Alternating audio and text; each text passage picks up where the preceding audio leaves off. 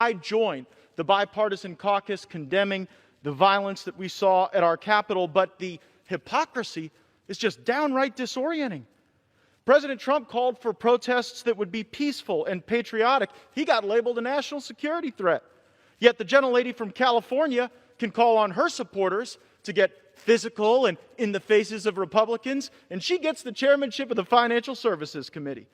Republican members of Congress utilized a process contemplated in the Constitution to offer an objection, and we were labeled seditionists.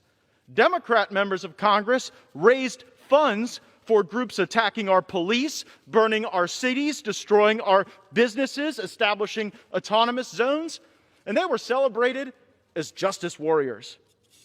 Wednesday, they called for unity, democracy, and healing. Now, just days later, seeking power and political advantage, the Democrats have reverted to the mean. They've gone back to their natural state, the party of impeachment, removal, and division. Ohio. Gentleman from Ohio is recognized for 2 minutes. Thank the gentleman for yielding. Mr. Speaker, in his opening remarks, the Democrat chair of the Rules Committee said that Republicans last week voted to overturn the results of an election.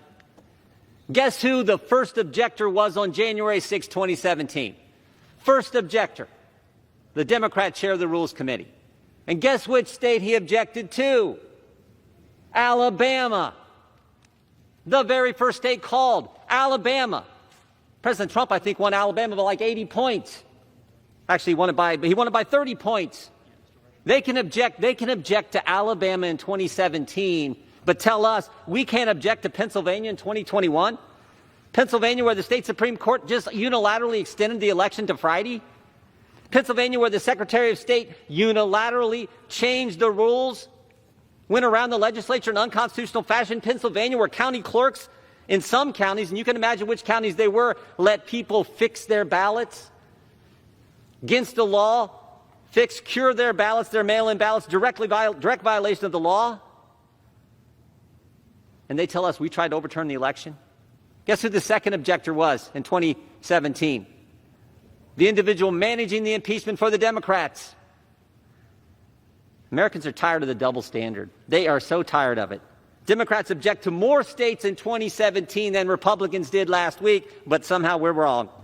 Democrats can raise bail for rioters and looters this summer, but somehow when Republicans condemn all the violence this summer, the violence last week, somehow we're wrong. And Democrats can investigate the President of the United States, as Mr. Hoyer went through, try to impeach him, investigate him for 4 years, but will not look at an election that 80 million Americans, half the electorate, 80 million, Republicans and Democrats have their doubts about.